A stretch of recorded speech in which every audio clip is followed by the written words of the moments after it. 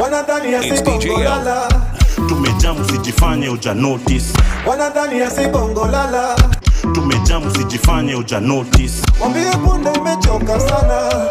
Tumejamu sijifanye uja notice. Wambie punde imechoka sana. Tumejamu sijifanye uja notice. Get ready, get ready, get ready, get ready, get ready, get ready, get ready. So it is now imagined that some of the individuals involved in the unaliving of the late Kasipul MP Ongondo Were were his close associates. This has been revealed by the CS for Interior Kipchumba Murkomen, who says that these collaborators are going to be arrested soon and they are going to serve as an example. Now, over 5 people have been arrested so far, and the firearm which was allegedly used to commit that heinous act has also been recovered, according to the DC. It has only taken the DCI 2 days to catch up with the gunmen. This is the same country where we don't know up to now what happened to Jacob Juma. We don't know up to now what happened to Chris Musando. We don't know up to now what happened in Kuru kwa Jenga. We don't know up to now who was doing the abductions last year. We don't know up to now who killed Gen Zs during protests last year. 5 people were killed in ethnic clash in Turkana. We don't know who did it. No one has been brought to book. So what we learned so far is that we do not lack capacity. Capacity is there. It is only that the capacity is compromised to serve whoever is leading them.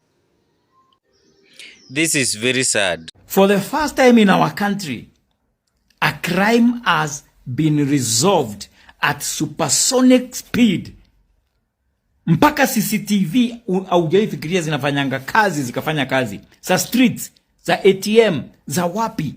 They captured the entire movement of those murderers. But when Gen Z were killed, almost 200 of them were killed. Not even one police officer was captured killing them by the CCTV cameras.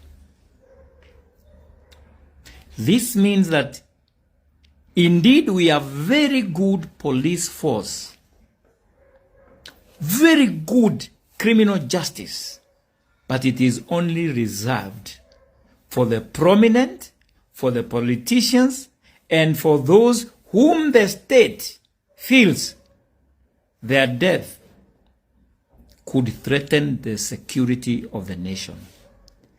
Nyinyi wengine ni walala hoi. Nobody cares whether you die or you live. Others are chicken, others are birds, others are just cats. Not human life. But Were's life is very important. The killing of Ongondo Were has brought to light the lies that the Kenya police have been telling us for the last 10 months. The Director of Public Prosecutions, Renson Igonga, has revealed that out of the 11 cases referred by the Independent Policing and Oversight Authority to his office over the Gen Z killings and injuries last year, none is yet to meet the threshold for prosecution. How is it that the police have been able to unearth the killers of Ongondo Were, and yet, for 10 months, we've not been able to unearth the people who killed the Gen Zs during the June 25th period? So this is a very interesting case. Ongondo Were was killed last week, and in record time, 10 suspects have been able to be nabbed, and the police have been able to get even the murder weapon that was used. And this is what strikes me. The police have come out today, and this is what they've said. 2 more key suspects were arrested yesterday, bringing the number of suspects in custody to 10. Today, I stand before you with the significant findings from comprehensive ballistic investigations regarding the tragic demise of Hon Charles Were. The ballistics report we have received unequivocally links the Sismas pistol recovered from the residence of one of the suspects to the fatal shots that took his life. So for some reason, the police have been able to nab all these suspects and in record time.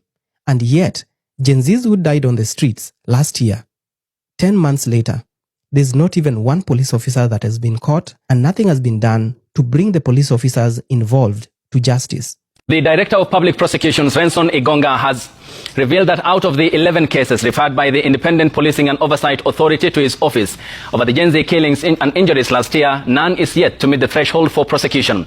In a press statement, the ODPP explained that most of these cases have either been sent back to IPOA for further investigation or ordered to undergo public inquest to determine the identities of the perpetrators. So this is what strikes me.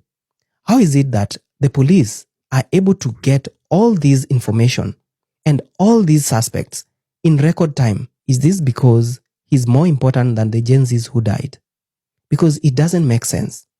60 Gen Zs, no single suspect from the police, no single police arrested, no weapon found, nothing matches the bullets that were lodged in these Gen Zs. And yet, when it comes to Ongondo Were, who is an MP, former MP, and condolences to the family, we are able to get these 10 suspects in record time. 4 suspects, including a police officer, have been arrested in connection with the assassination of Kasipul Member of Parliament Charles Ongondo Were, who was shot dead last Wednesday. The police are saying they've been able to match the gun versus the bullet. And yet when it comes to the police officers, the number of police officers who are deployed during the Gen Z protest is known. They know who was in the streets and who was not. But apparently, when it comes to nabbing who was involved in the shooting, nothing is forthcoming. When a documentary is released, we are arresting the people who did the documentary instead of the police. How is this fair? How is this constitutional? How is this the government that we chose to protect us? The same government is taking us away from the streets. The same government is killing us. The same government cannot find the killers of our Gen Zs. But the same government is able to find the killers of an MP because he's a member of parliament, he's a political class, he's one of them, and therefore they are able to put all the resources in finding the suspects. Watu wa Kasipul na watu wa Homa Bay, wale waliofanya jambo hilo na kumuua huyo mjumbe, we will get them. They will not succeed. They will have nowhere to hide. We will go after them. And we will go after their collaborators. The police is on the trail of those who are involved. And the Director of Criminal Investigation is doing everything to ensure that those who are responsible are brought to book. It doesn't make sense.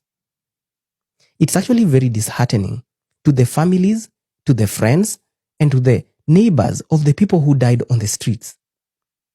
We as Kenyans feel left out by this same government. The Kenya Kwanza government is not a government of the people. This is a government of the political class. 100%. And yes, the MPs, the speaker comes out and says, we are different. Kenyans have become very callous. Kenyans have become very heartless. The Kenyans have not changed. The politicians are the ones who have changed. And therefore, the Kenyans are just showing you a reflection of who you, the politicians, have become. That is exactly how you are showing us. Even the police themselves, they are showing us that they are serving the political class. I want to assure all Kenyans that we are committed to pursuing this investigation with utmost diligence to ensure that all those involved are brought to justice. All these people, the DCI, DPP, DCIO, I don't know who, all these people are meant for the political class. That's why they are able to nab these suspects in record time. 60 people killed like dogs on the streets. But the police cannot find even one police officer involved. The Director of Public Prosecutions, Renson Igonga, has revealed that out of the 11 cases referred by the Independent Policing and Oversight Authority to his office over the Gen Z killings and injuries last year, none is yet to meet the threshold for prosecution. In a press statement, the ODPP explained that most of these cases have either been sent back to IPOA for further investigation or ordered to undergo public inquest to determine the identities of the perpetrators. This is total nonsense. According to a CCTV footage, a white Toyota Mark II Grande is seen outside Equity Bank, opposite Parliament buildings at the Parliament Road and Harambee Avenue intersection. The shooter Main suspect William Emoli Shigali, alias Omar Shakur, who was wearing a white sweater and a maroon Marvin, is dropped. William Emoli, alias Omar Shakur, is seen carrying a black sling bag believed to have been used to carry the fire. A motorbike arrives and parks next to where Omar Shakur was standing. Shakur is then seen leaning on a pole in front of the Equity Bank. At exactly 7:23 p.m., MP Charles Were is seen leaving Parliament buildings in a white Toyota Crown. And immediately, the suspects boards the motorbike and they followed the route where the MP's car was heading. And at exactly 7:49 p.m., Were is captured at Wabera Street where the bodyguard alights and goes to an M-Pesa shop where he deposited 20,000 Kenyan shillings.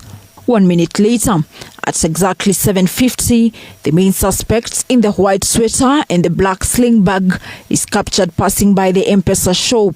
And few seconds later, the bodyguard leaves the M-Pesa shop and gets into the car. 9 minutes later, at exactly 7:59 p.m., Were's car is again captured along Valley Road in traffic. Yet again, at the same time, the motorbike carrying the suspect in the white sweater and a maroon Marvin carrying a black sling bag is seen trailing Were's white Toyota Crown.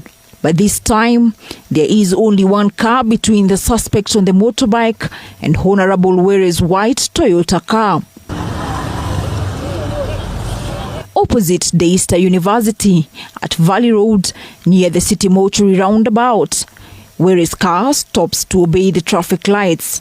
And here, there was only one car ahead and then a traffic police officer who was controlling traffic at the roundabout. But this time, no car was between Honorable Were's Toyota Crown and the alleged killers. It is here that the pillion passenger alighted and pulled the trigger and fired 4 shots at the slain legislature before jumping back onto the motorcycle and speeding away towards Nairobi CBD. In Nairobi CBD, the white Toyota Mark II Grande, which dropped the main suspect, is again captured picking the alleged shooter, William Emoli, alias Omar Shakur, who disappeared before he was again arrested by detectives on Sunday. To the top story of the hour, the Directorate of Criminal Investigations, DCI, has ordered Homa Bay County politician Philip Nahashon Aroko to surrender immediately to the nearest police station in connection with the murder of Kasipul MP Charles Ongondo Were.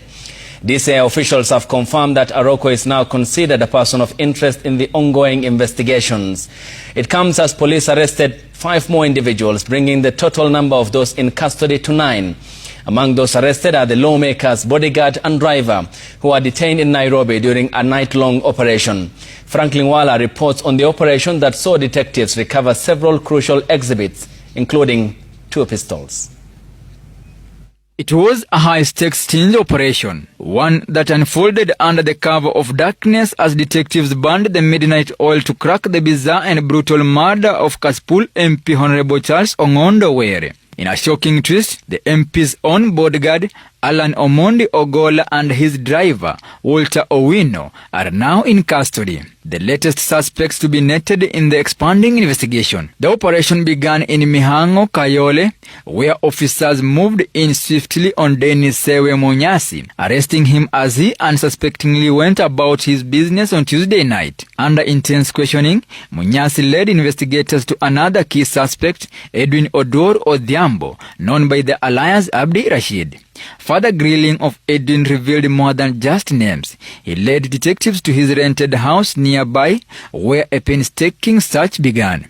And there, hidden beneath a cabinet, officers uncovered 2 pistols and 9 rounds of ammunition. Ballistics experts now believe one of the recovered weapons could be the very firearm used in the deadly shootout that ended Honorable Were's life. Investigators also recovered a pair of shoes and a small bag, believed to have been used by the suspects to conceal and carry the firearm used in the deadly shooting. Items were reportedly seen in CCTV footage captured on the fateful day. It is Edwin and Dennis who reportedly revealed to police that the murder was part of a well-coordinated plan.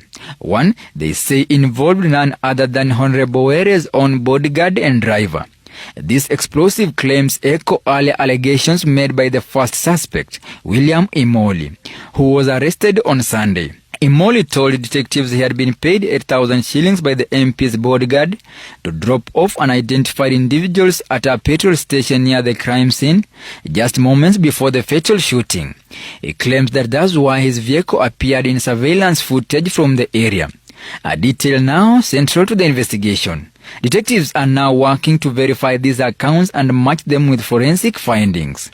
In light of these developments, the arrest of the MP's bodyguard and driver became inevitable as the probe enters a critical phase. Following the arrest, investigators proceeded to the bodyguard's residence in Udhiru, where a search was carried out in pursuit of additional evidence. As the net tightened, detectives also confiscated mobile phones belonging to both the bodyguard and the driver for forensic analysis, hoping to trace financial transactions that could link them directly to the suspected killers. One of the suspects, William Imoli, had earlier alleged he received a down payment of 850,000 shillings, a claim partially substantiated after police recovered part of the money from his home. Investigators are now expanding their probe with a financial analysis, targeting all potential suspects believed to be part of the criminal network responsible for the cold-blooded execution of Honorable Were. On Wednesday evening, detectives made another breakthrough, arresting a suspect identified as Abel Ocheng in Nakuru, bringing the total number of individuals in custody to 9.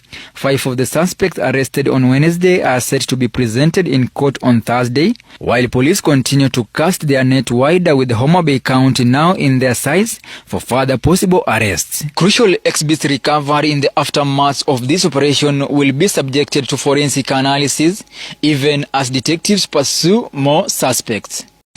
On the same, security agents are closing in on powerful network of influential and well-connected individuals believed to have orchestrated and bankrolled the assassination of Kasipul MP Charles Ongondo Were. Interior CS Kipchumba Murkomen now says detectives are deploying sophisticated surveillance and forensic tools to trace the gang's communication and financial footprints, a network that chillingly includes some of the MP's own trusted aides. Seth Olale reports on the ongoing dual operation sweeping across the counties of Nairobi and Homa Bay. A high-stakes manhunt is underway for key collaborators, including the suspected mastermind behind the brazen assassination of Kasipul MP Charles Ongondo Were. Interior Cabinet Secretary Kipchumba Murkomen has confirmed that those under investigation include individuals who were once close aides to the slain legislator. And it will shock you to note that this is a very heinous crime that was done in a very cavalier manner, involving people that ordinarily some should have taken good care of the interests of the Member of Parliament. Detectives from the DCI's Elite Special Operations Unit have now marked Nairobi and the Nyanza region, specifically Homa Bay, as critical zones in the widening operation as the net tightens around the suspects. Anyone who is trying to harm another Kenyan, not just the Member of Parliament, for any citizen, we have the tools and the abilities to be able to arrest them. Increasing the suspects' communication trails and unraveling the financial web that links the network of those implicated. Murkomen says the assassination was orchestrated by an organized criminal network with access to significant financial resources. But with advanced level of intelligence, technology and public collaboration being heavily relied upon, he says perpetrators of the crime will be brought to book. Some which have been arrested and others, their collaborators who will be arrested anytime soon, will be brought to book. They will be an example. CS Murkomen spoke during the commencement of the Upper Eastern Jukwaa Usalama Security Assessment Forum that is being held in Meru, Tharaka Nithi and Embu counties. With the fatal shooting of the Kasipul legislator, the late Charles Ongondo Were, causing both political and security storm, the Interior Cabinet Secretary Kipchumba Murkomen says security agents are rushing against time to ensure all perpetrators are brought to book. I am the president of Kenya, but the president doesn't hold up. Finish him.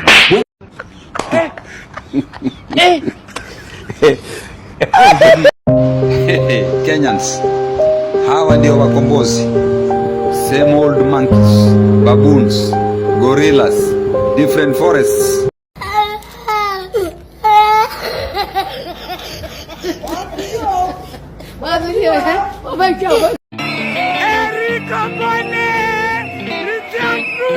Barua toka jana Mogi na Kenyatta wanauliza kama Kenya na vitu zina happen in country ikifika 2027 na uko 18 plus tukupate bila kura. Ai, utatuambia unaishi wapi? Utatuambia unataka nani apeleke Ruto nyumbani? So guys, kitu must go hajui, sasa tumechangamka. Tunangoja finance bill. Tutokea 1 year anniversary. 1 year. Anza kutafuta bendera na firimbi kwenye ulieka. Tafungua store. Because, get ready. Tumechanga, tushapiga pre-game. Kiongozi wa Kenya kwanza ni nani? Ni Ruto. Kwa hivyo shetani katika hii Kenya ni nani? Ni Ruto. Na ueleze mpaka mjilani yako, ueleze mtoto wako, ueleze mtuku wako aelewe kwamba shetani wa Kenya ni nani? Ni Ruto. Kwa hivyo kila siku asubuhi ukiamka unasema ashindwe. Huyu Ruto mumwambie tumechoka naye. Kama inatakana tubadilishe katiba ni kupunguza miaka ya Ruto, sio kuongeza atifike 7. We cannot wait to get an opportunity kutuma huyu mtu nyumbani kwa sababu kazi imemshinda. Ruto tunataka kwanza kupunguza tamu yake. Kama ingewezekana hii mwaka ingeisha kama huyu mtu amekaa kwa hiyo kiti. Aende nyumbani, kazi imemshinda. You like me, why them a fight me. You like me, chewing a bomb, bite it.